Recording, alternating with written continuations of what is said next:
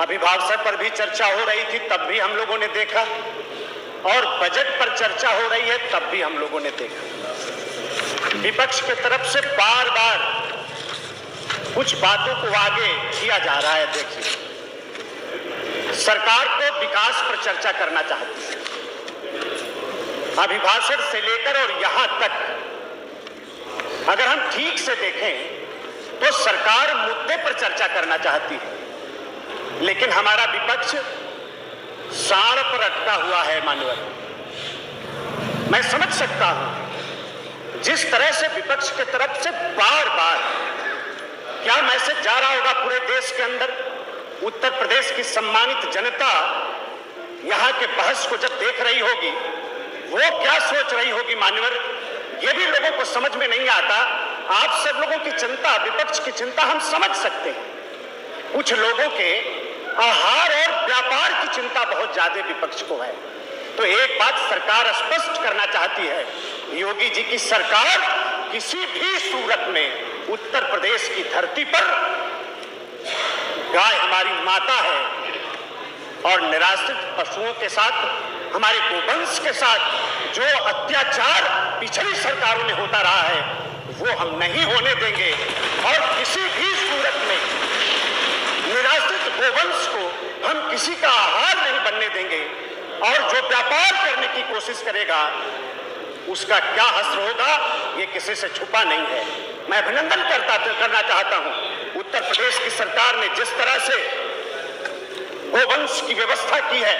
और दूसरी बात मैं कहना चाहता हूं मान्यवर कि अभी महामहिम राज्यपाल के अभिभाषण पर भी और बजट पर भी, बजट कहा, इसकी चर्चा कहा, और इससे कोई लेना देना नहीं।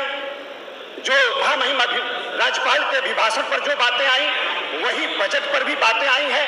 यह जातीय जनगणना की बात, इस देश में गुलाम हिंदुस्तान में एक बार जातीय जनगणना माननीय अध्यक्ष जी हुई थी। यह विपक्ष चाहता है कि उत्तर प्रदेश की सरकार अंग्रेजों के बताए गए रास्ते पर चले। तो हम बताना चाहते हैं योगी जी की सरकार अंग्रेजों के बताए गए रास्ते पर नहीं चल सकती है। आजाद हिंदुस्तान में, और मैं तो पूछना चाहता हूं कि 2004 से लेकर 2009 तक और 2009 से लेकर 2014 तक इनके समर्थन से दिल्ली में सरकार चल रही थी मानवर, और 2011 में देश के अंदर जातीय जनगणना हुई। क्यों नहीं करा लिया इन लोगों ने? और अगर इनकी बात नहीं माना, अगर इनकी बात नहीं मानी गई तो इन लोगों ने सरकार से समर्थन क्यों नहीं वापस ले लिया? और ये आरक्षण की बात करते हैं मानवर, सामाजिक न्याय की बात ये करते हैं। मैं दावे के साथ कहना चाहता हूं कि 4 बार की सरकार में 4 बार दोनों लोगों को मौका मिला है। समाजवादी पार्टी को भी मिला है, बहुजन समाज पार्टी को भी मिला है। और 4 बार के शासनकाल में जिस तरह का अन्याय, जिस तरह का अत्याचार अति पिछड़े समाज पर और अति दलित समाज पर इन लोगों की सरकारों ने किया है, किसी ने नहीं किया है। मैं दावे के साथ कहना चाहता हूं, ये आंकड़े की बात करते हैं, आप क्यों नहीं आंकड़े उठाते? 4 बार की आपकी सरकार में कितनी सरकारी नौकरियां आपने दिया? राजभर कहा है उसमें, भिंड कहा है उसमें, बिहार कहा है उसमें, मुनिया चौहान कहा है उसमें, केवट मल्लाह कहा है उसमें, प्रजापति कुम्हार कहा है उसमें, पाल गणेरिया कहा है उसमें, घोड़ और खरवार कहा है मानवर। मैं दावे के साथ कहना चाहता हूं अगर उन 4 बार की सरकारों के आंकड़े उठाकर आप देख लें मानवर, तो 80% से ज्यादा सिर्फ एक जाति विशेष को अवसर देने का काम यह इनका सामाजिक न्याय है मानव।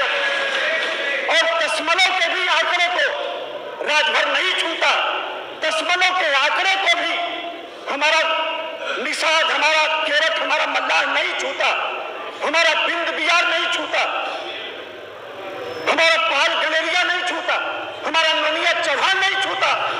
75 वर्ष के आजाद हिंदुस्तान में इनको समझ में नहीं आ रहा है मान्यवर। और मैं कहना चाहता हूं कि जातीय बंधनों को 2014 में ही उत्तर प्रदेश की सम्मानित जनता ने जातीय बंधनों को तोड़ दिया मान्यवर। 2014 से लेकर 2017 में, 2019 में, 2022 में जातीय बंधनों से उत्तर प्रदेश की सम्मानित जनता बाहर निकल चुकी है मान्यवर। और ये लोग जाति से बाहर नहीं निकलना चाहते, ये जाति से बाहर नहीं निकलना चाहते। हमें भरोसा है उत्तर प्रदेश के पिछड़ों पर, गरीबों पर, दलितों पर, वंचितों को हमें यकीन है, हमें भरोसा है। उत्तर प्रदेश की जनता पूरा भरोसा करती है जब तक योगी जी के हाथ में उत्तर प्रदेश की बागडोर है। और देश की बागडोर देश के यशस्वी, दुनिया के सबसे लोकप्रिय नेता, देश के यशस्वी प्रधानमंत्री पूज्य नरेंद्र भाई मोदी जी के हाथ में है।